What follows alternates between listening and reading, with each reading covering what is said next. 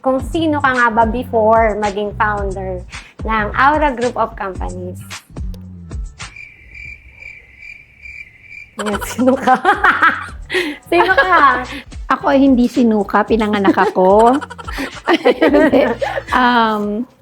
Gumraduate ng BS Accountancy and nag-work yan. And then, nakakita ng ibang opportunities. Tapos kung saan-saan na tayo dinala ng buhay. Actually, nakwento mo sa akin na may kaya naman kayo. Pero, parang hindi ka pinalaki sa marangyang family. Ay, marangyang buhay. Ano naman yung buong mindset or paano na-shape yung mindset mo ngayon? Actually, kasi yung dad ko is a typical Ilocano, no? And maaga rin siyang naulila, like 4 years old siya. So kami, pinalaki niya kaming, ang tawag sa kanya, he is known as silent millionaire sa kanila.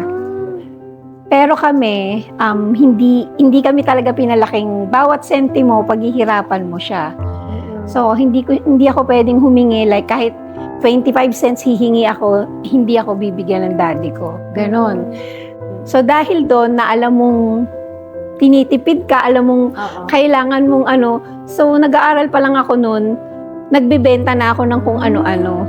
So ganon. So parang namulat ka na kahit meron yung father mo is pinaghihirapan yung bawat sentimo. Oo. Hindi ko nga alam kung ako lang yung pinahihirapan.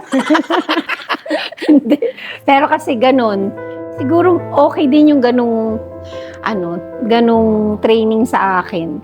Kasi from there, doon ako kailangan kong magbenta ng ganito, kailangan kong kumita kasi talagang kulang yung, para mabili ko yung gusto ko, magawa ko yung gusto ko, ganon.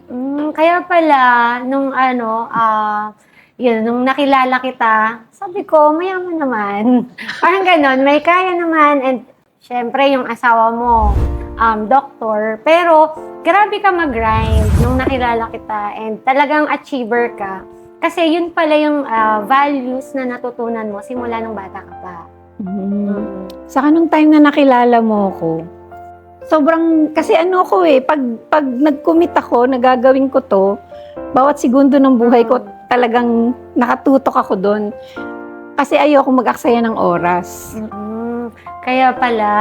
So, kaya kahit anong tahakin mo na landas, nagiging successful ka.